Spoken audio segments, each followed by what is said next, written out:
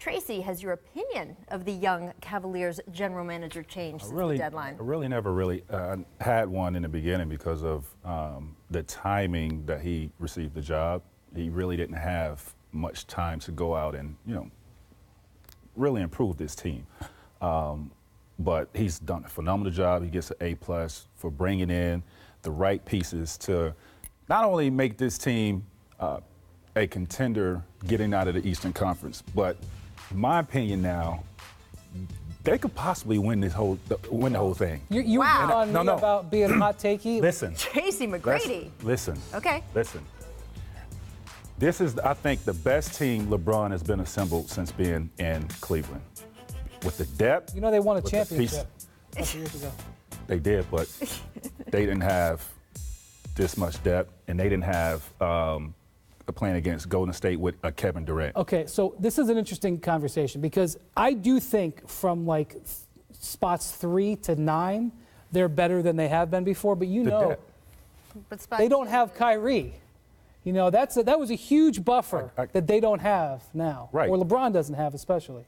Right. They don't have Kyrie, but they have other guys that can also create their own shot. Now, they're not as talented as Kyrie to go out and get 29 points in the finals, but I think they have enough guys that can do similar things, and it equals to what Kyrie This conversation right here, and we could go on and on about this. We could both score points on each other probably. This will determine whether LeBron's going to be in Cleveland. Right. I think. And look, this again, we've been saying this since last summer.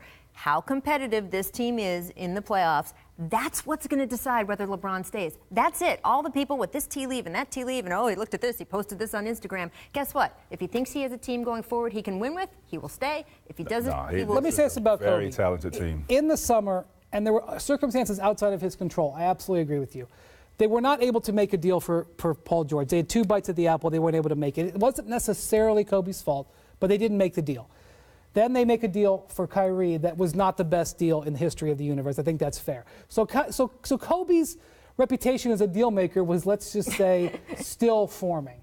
Now he executes these trades, which were complex, which Woj points out in this story, goes over point by point how difficult this was, and does it under immense stress because we were on top of him every single day.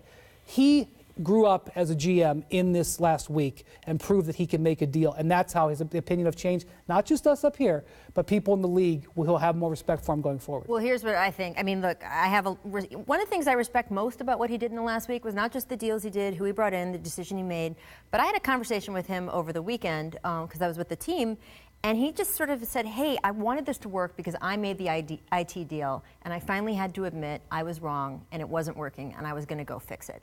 And that, to me, is a tremendous asset.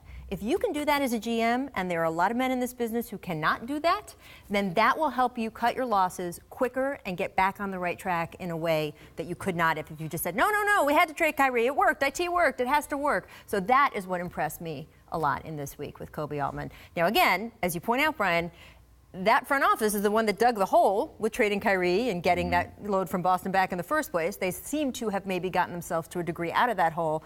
I don't know how much credit they get for getting back to even, if they've gotten back to even, or maybe they've gotten above even. We'll just have to wait and see. Here's what'll be interesting going forward. When the Cavs sat there last Thursday and looked at their options, they could have traded for DeAndre Jordan. They had an essential agreement in place with the Clippers to get him. Then, even after they made the Laker deal, from what I am told, they had a second chance. The Clippers still were doing it. Okay, they couldn't get the pieces that they wanted to. They had to move Iman Shumpert off. Chicago was a place where Iman Shumpert could have ended up. They had another chance, and instead still passed on DeAndre and went ahead and made Rodney Hood and George Hill deals. So I think they got younger and more athletic in that. Will they miss having gone for DeAndre Jordan at the end of the day in the playoffs?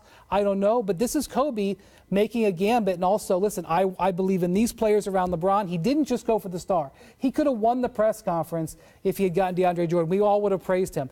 But he stuck. People don't know if I'm more impressed by the Utah deal.